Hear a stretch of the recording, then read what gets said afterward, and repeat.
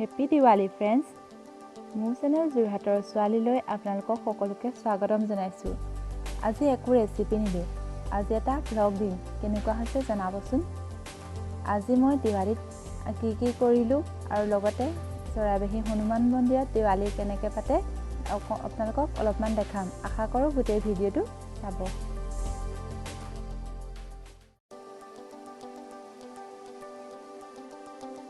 এতিয়া আমি অলপমান মন্দিৰৰ পৰিৱেশটো চাওঁচোন আহক।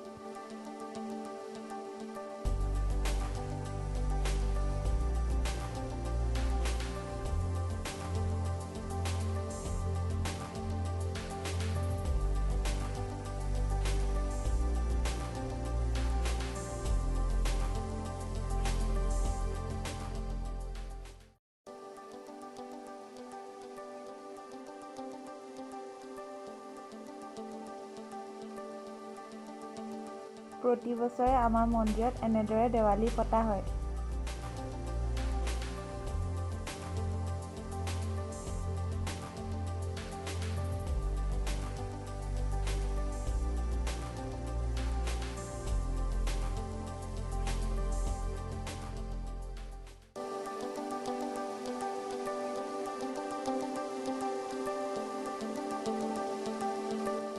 এতিয়া আমি অলপমান দিহানাম শুনোচোন আহক।